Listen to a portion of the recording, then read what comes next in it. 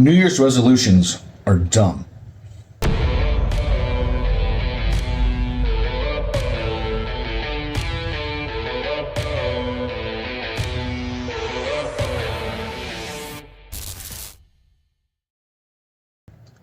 Greetings, and welcome to the Dangerous Gentleman podcast. Yes, I am the Dangerous Gentleman. No, I did not give myself that nickname, but I certainly did earn it.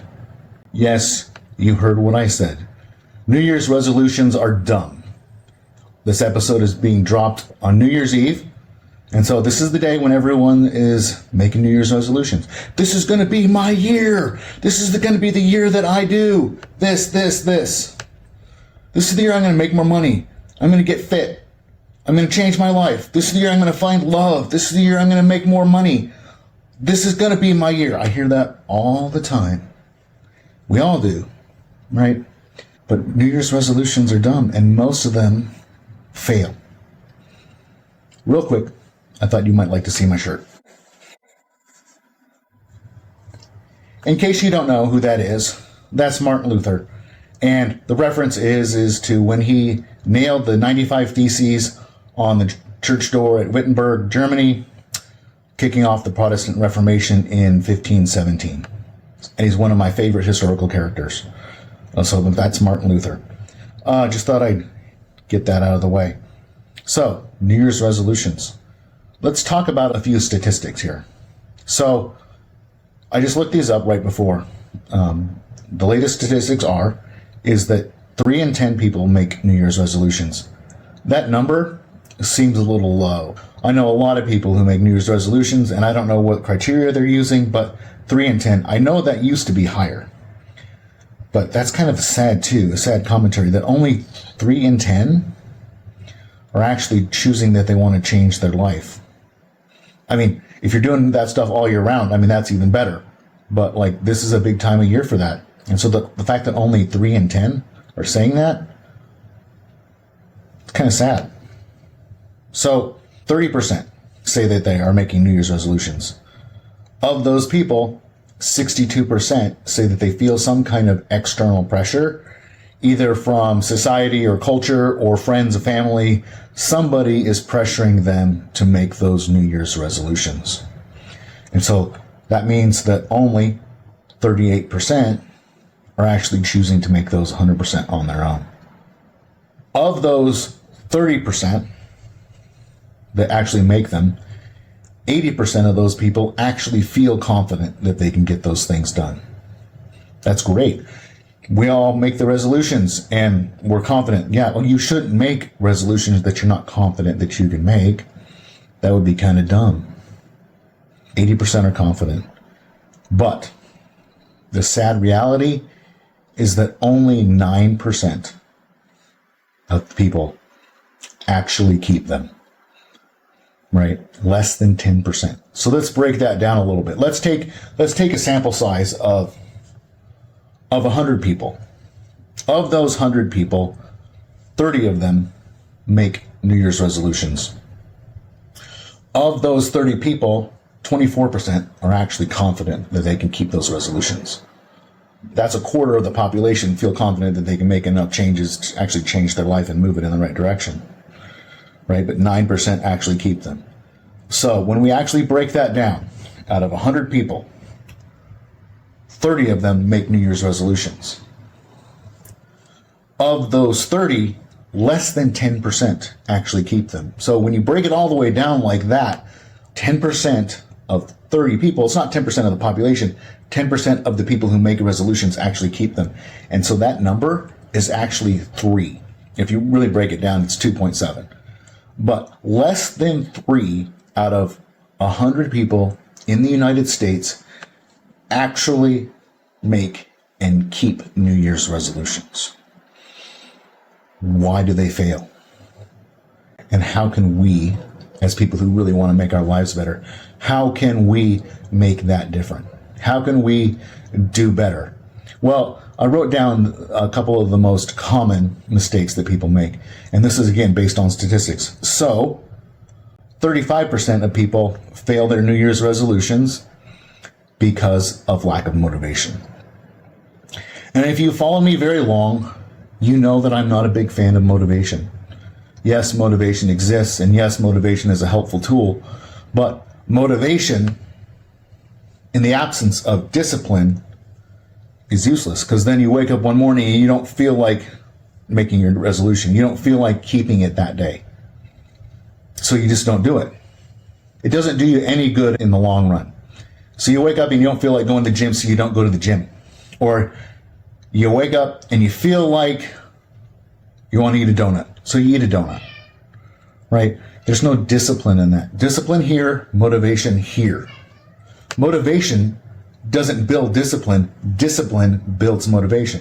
Because when you're disciplined and you do that stuff, whatever it is that you're being disciplined about, when you do it, no matter what, and you start to see results, that motivates you. When you wake up and you do that and you know you're going to do it and you know you're going to make that decision, when you know you're going to make the right call, no matter what, there's something in your brain that triggers, that actually motivates you to want to keep doing that. It hits dopamine, right, when you fulfill those goals and those kinds of things. So motivation doesn't build discipline. Discipline builds motivation. Yes, both are helpful, but when it's up to me, I'm going to choose discipline over motivation all day, every day. So number one reason people fail, decreased motivation. 2, the second most common, and that's 35%. 35% of people fail their resolutions because of the lack of motivation. 19% means they're too busy, which I think is really just a cop-out. Sometimes some people legitimately have too much stuff going on to keep their resolutions. And that's also can be a fault of the fact that they made their resolutions unreasonable, right? So any New Year's resolution that you make should be able to be incorporated with the rest of your life. It shouldn't be separate. It shouldn't be something that makes you even more and more and more busy. If you're lazy and you have the time, then yeah, make your life more busy. But don't use too busy as a reason to not accomplish your New Year's resolutions, to not change the things you need to change, to not put on new habits. Because if too busy is the reason why, it means it wasn't there was a fault in execution. The fault was in the planning of that. And so make sure that when you're setting up your resolutions, you have a plan to do it, and therefore you won't get too busy. Another one, the next most common one, 18% of people say that they fail their New Year's resolution because their goals change. Now again, there is some legitimacy to this, like if you have a major life change and something happens, and that happens, right? But are your goals changing because it's a good thing, or your goals changing because all of a sudden now you realize that what you were doing is too hard? Were you not able to project far enough in the future to see that you might have changing goals, or that your life might be drastically different?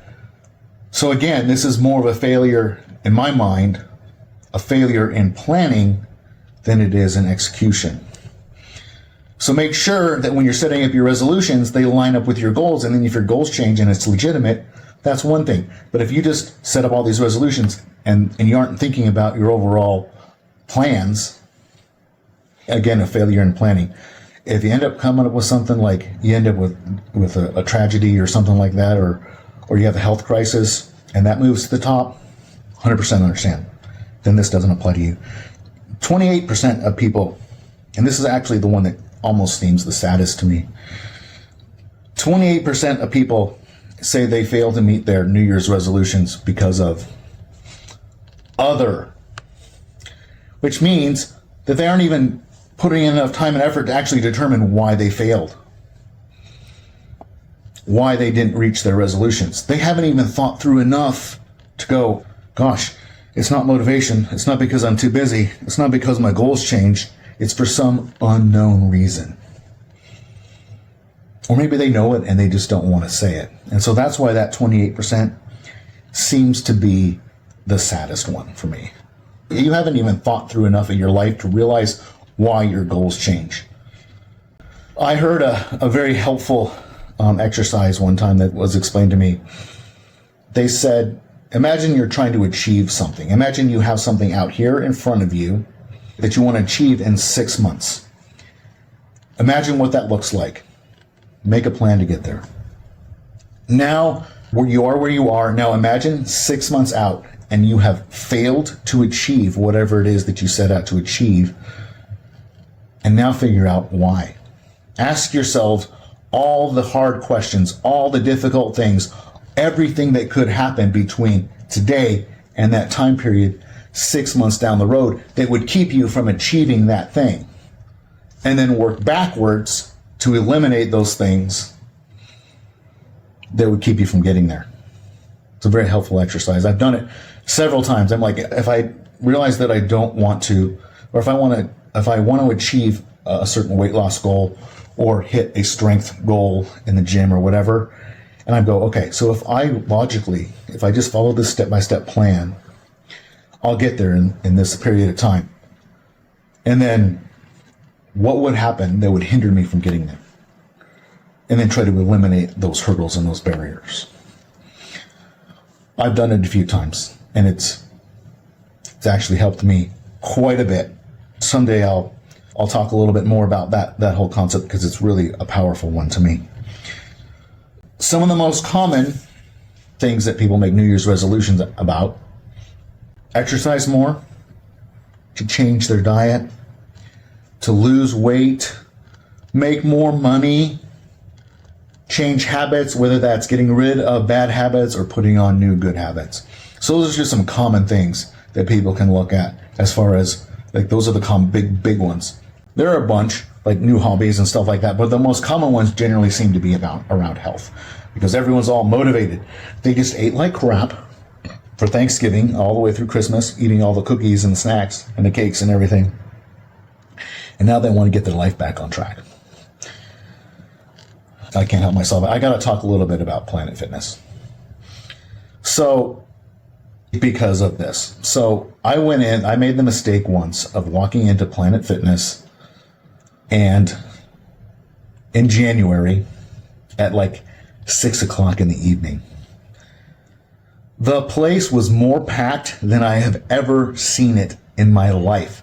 Generally speaking, I'm a early morning gym person. Every once in a while I'd have to go in the evening and it would be more busy than I would like. Okay. All right. But Planet Fitness in January in the evening, I didn't recognize a single person in that gym. Everyone was in there afterward. Everyone had made their New Year's resolution to start working out more. Cool. Yay. Yeah, I mean, great. I'm not going to poo-poo that. But here were a whole bunch of people that had no idea what they were doing. Here were a whole bunch of people that showed up after work, and they're not even in gym clothes, and they're just kind of wandering from machine to machine. And I'm in there, and I'm like, I know what I'm doing when it comes to a gym. And so I've got a plan. I go in there, and people are just all over the place, and there's a line, and all the people are sitting there looking at their phones, they're scrolling, and they're sitting on the machine, and they're not doing anything. It's one of my pet peeves. So, don't be one of those people. They annoy me. So, I've now said all the bad things about New Year's resolutions. So how do we actually make plans to change our lives? And how do we actually make things that will stick? Well, I came up with a couple of things here that I think will be very helpful. First of all, number one, don't try to change everything all at once. A lot of people are like, yeah, I'm going to start the new year and I'm going to have a new diet, a new exercise plan, and I'm going to get up early and I'm going to get more sleep and all of these things. And they try to do all of this stuff all at once. And it's overwhelming. And then they fail. Yes, I believe in changing big things. Yes, I believe in making wholesale changes. But pick things that you can do. Pick things that work together. Getting up early is a great New Year's resolution. Going to the gym is a great New Year's resolution. So make your decision to get up early and then go to the gym. Not to just get up early and not to just go to the gym. Combine, get up early and go to the gym. Okay? Want to eat better? Cool. Eating better goes along with the gym. So make all these things kind of work together. But just don't pick everything. Don't make it the year that you're going to get in the best shape of your life and make the most money in your life. Oftentimes, the habits that you build up from going to the gym and changing those kinds of things will lead to you making more money. if you can apply them across multiple platforms. So, but pick one or two big things and then a few little specific things so you're not overwhelmed all at once, and make them kind of where they mesh together. Okay? The other thing is pick things that are possible for you to do, but not easy. Make them so you have to push. Make them that you have to work hard. Okay? Work hard to achieve them. So, the next thing. So don't change everything all at once. Number 2, make them specific. Right? Don't just be like, I want to eat better. I want to go to the gym more. Those kind of things don't work, because what does that mean? So make them specific. So make them measurable. So I'm going to go to the gym 3 times a week for an hour. That's a very measurable goal. Right? Like, oh, I didn't do that, so I need to change something. The other thing, so make them measurable and then have a plan to do it. So every morning I'm going to get up at 5 and I'm going to go to the gym from 5:30 to 6:30. That is a specific plan, and it's a very measurable goal, right? That right there, you're getting to where you want to go. So don't change everything. Be specific. So make it measurable and make a plan to do it. Yes, I want to eat. I want to eat better. Great. What kind of macros do you want to follow? Well, I don't even know what that means. So get a plan and make it measurable. Next thing. Be accountable to people. First of all, you should get help. If you have trouble making goals, if you have trouble making resolutions, you should get help from other people to help you make those things happen, right? But be accountable to people, because if you're just accountable to yourself, yeah, that's great, but most people aren't self-accountable. They're not very good at it. So have an individual person or two that you're going to be accountable with, that you're going to check in with on a regular basis to do the things that you say that you're going to do, and tell them your plan and tell them your measurements. Chances are they'll probably tell you the same thing, then you can work together. Another thing that's also very helpful is to have a group. Like if you have a group of people that are saying they want to go to the gym or change their habits or whatever it is, start a group chat of a bunch of people that want to do it. You will motivate each other. You will hold each other accountable. You will help each other be disciplined and all those things. Plus, you can have some fun doing it. You can share memes. Kind of fun. Also, be open to that group. Tell them when you fail. Tell them when you succeed. Those are all very important things. These are things that will help you succeed and grow. The last thing, the last point I want to make, this is a big one, is that whatever your resolution is, invest in it. Make it cost you something, because again, the statistic is that when something costs you something, you're going to pay more attention to it. Whether that's paying for a gym membership, or you're paying for a nutrition plan, or you're paying for business coaching, or whatever it is, if you invest in it, you're more likely to achieve that thing. In summary, don't try to change everything all at once. Pick the most important things. Make what you want to change specific. Make it measurable and have a plan to do it. Number 3, be accountable. Tell other people about your plan. Tell one other person, 1 or 2 other people, and then tell a group of people about your plan. Number 4, make an investment in it. Make it hurt. Make it cost you something, and you're gonna get more out of it if you do that. As you can imagine, I have several things that I'm getting started on the new year. I've got a new training block as far as the gym goes. I've got some specific goals as far as my nutrition go. I want to cut. I have some things I want to accomplish with my business. And I'm also launching a bit of a side hustle where I'm going to do some specific lifestyle, fitness, and nutrition coaching. And so if you're interested in that, let me know. Reach out on my social media and we'll talk about it. Okay? Also, if you need help setting goals, if you need help coming up with a plan, coming up with a few specifics, some ways that you really want to implement and get changed, reach out to me on social media and we'll talk. Okay. I hope you appreciate it. We will see you in the new year. So if you like this content, please give it a rating, a review, and share it with your friends. Also, if you'd like to learn a little bit more about me and what I'm all about and what I can maybe do for you, check out my website at thedangerousgentleman.org. That's thedangerousgentleman.org. Thank you for listening.